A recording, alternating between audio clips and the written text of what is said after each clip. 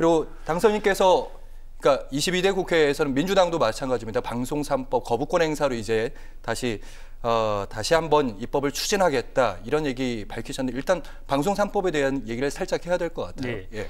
일단 방송 3법은 제가 지난 5월 9일 날 민주당 당선인 그 당선인들이 소통하는 방에 제가 대표 발의를 하겠다고 의견을 냈어요. 내고 대표 발의에는 어떤 내용을 수정 보완해서 낼지도 의견을 냈고, 그리고 뭐 오늘이나 내일 대표 발의 절차를 좀 밟아가려 그래요. 그리고 방송 3법이 중요한 이유는 공영방송이 중요하기 때문입니다. 지금 지금 시대에 유튜브도 있고 여러 가지 1인 미디어도 있지만 여전히 공영방송은 많은 분들이 보고 있고, KBS도 옛날만 못하지만 메인 뉴스 시청률이 10%를 오르락 내리락 하고, MBC도 그렇기 때문에, 그리고 공영방송이 다양한 여론 형성이 가장 중요한 매체이기 때문에 너무나 중요하고, 가령 공영방송이 무너지면 과거에 우리가 IMF 사태 겪지 않았습니까? 네. 언론이 IMF 사태 터지기 직전까지 우리 경제는 기초가 탄탄해서 전혀 문제가 없다 그랬는데, 결국은 국가 부도 사태가 나서 많은 사람들이 고통을 받고 또 목숨을 잃은 분들도 있고, 근데 그게 언론 책임이 크다고 생각하거든요. 그래서 저는 국민들이 언론 개혁이 나하고 무슨 관계가 있어 이렇게 생각하실지 모르겠지만 가장 밀접하게 관계가 있고, 그리고 그 언론이 정권을 제대로 견제하지 못하면 국민이 몇 배, 몇십 배, 몇천 배 힘들어진다고 생각을 합니다. 그래서 언론 개혁이 중요하고 가장 앞에 있는 방송 3법, 이걸 통과시키는 게 가장 중요하고, MBC가 올해 8월이면 이제 이사진이 개편되고 사장이 바뀌는데, 그 방송 3법이 다시 만들어지지 않으면 KBS처럼 정권에 분명히 장악당합니다. 그렇기 때문에 민주당은 총력을 다해서 방송 3법 개정을 가장 앞선 그 개혁 입법으로 생각하고 총력전을 하고 있습니다. 네, 이어지는, 그래서 이제 과방위에 지원을 하겠다 이렇게 한 걸로도 알고 있는데, 관련된 앞에 방송 3법에, 그러니까 방송 3법이라는 게 사실은 이사진이나 사장을 좀 더 투명하게 하겠다. 이사 선임도 좀 더 늘리고 시민단체 추천도 좀 받겠다. 직능 단체도 받겠다. 반대쪽에서는 직능 단체로 가면 아무래도 민주당에 좀 가까운 쪽에서 임명이 더 많이 되는 거 아니냐 이렇게 얘기도 하고 있습니다만.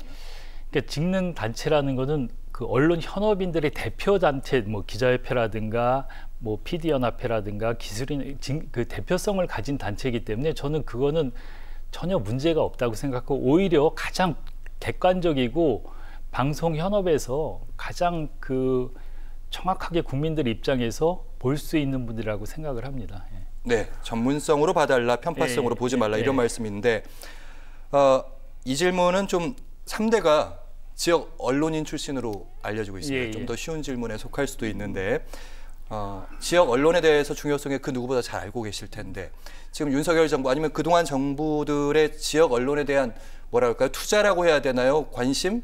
아니면 그런 부분들은 좀 어떻게 바라보고 계시는지. 저는 윤석열 정권이 들어서고 언론 정책이나 이런 게 전혀 없다고 생각해요. 정책이라 할 것도 없고, 언론에 대한 어떤 탄압이나 무지 이런 것만 드러냈다고 보고, 그리고 지역 관련해서는 이제 지역방송 발전 지원 특별법이라는 게 있습니다. 이게 만들어진 지 올해 한 10년 정도 되는 것 같아요. 근데 이 법이 강제성도 없고 유명무실하게 돼 있어요. 그래서 저는 제가 국회에 들어가면 지역방송 발전 지원 특별법이 좀 실질적으로 효과를 낼 수 있게 개정을 해야 된다고 생각해요. 이게 지자체나 국가에서 지원할 수 있게 돼 있고, 방송 통신 발전기금도 쓸 수 있게 돼 있는데 실질적으로 거의 사용을 못하고, 제가 알기로 지역방송에 1년에 지원하는 예산이 한 4, 50억? 그거 갖고 지역방송의 프로그램 한두 개도 지원하기 힘든 상황인데, 이거는 지역방송에 대해서 전혀 어떤 관심과 배려가 없다고 생각을 하거든요. 그리고 지역방송도 공공재이기 때문에 국가나 지방자치단체에서 분명히 역할을 해야 된다고 생각해요.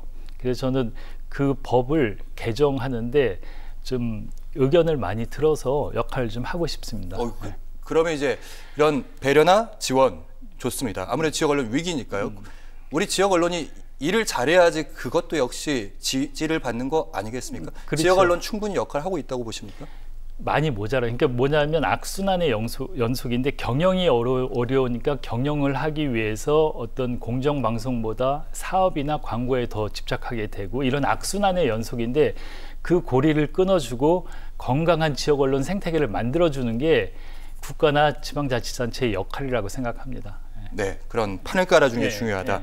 이번에는 지역구 현안에 대한 얘기도 좀 언급을 해보자면 최근에 6개 동, 인천 남동구에 6개 동이 있는 걸로 알고 있는데 주민 간담회를 가지셨더라고요.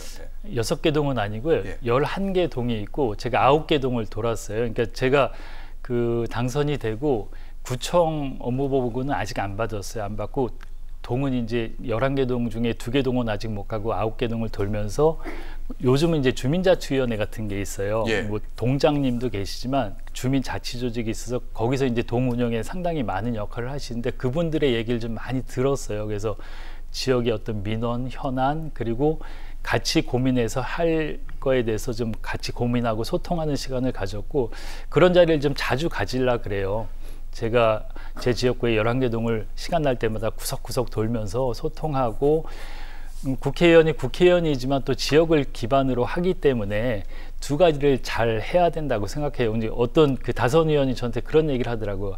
아, 지역 국회의원은 수면 아래에는 오리발이고 열심히 이제 물갈퀴를 지면서 떠 있어야 되고 위에는 중앙에서는 우아한 백조처럼 해야 되는데 물갈퀴가 밑에서 안 되면 지역이 기반이 안 되면 아무것도 못한다. 이제 그런 말씀을 하시는데 일리가 있는 것 같아요. 네, 알겠습니다. 앞서서 말씀하셨던 민생과 괴를 같이 하는 발언으로 제가 받아들였습니다. 자, 마지막 질문이라기보다는 답변인데요. 시청자 여러분께 한 말씀 해주시면 되는데 시간은 많지 않습니다. 한 30초 정도 드리겠습니다. 한 말씀 카메라 보고 해주시죠. 제가 뭐 정치에 입문한 지 얼마 안 됐지만 신인 정치인으로서 좀 참신하고 패기 있게 좀 개혁적이고 아 국회에도 저렇게 변한 국회의원이 있구나 좀 기대가 된다 그런 정치인이 좀 되고 싶고요.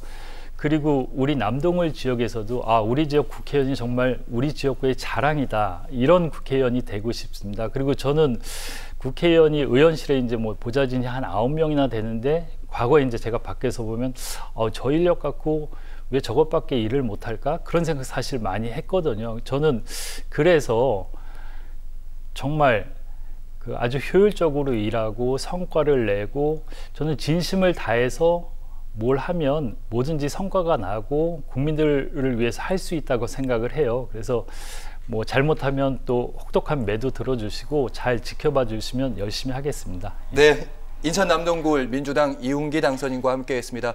말씀 잘 들었습니다. 고맙습니다. 감사합니다. 끝까지 함께해 주시고요.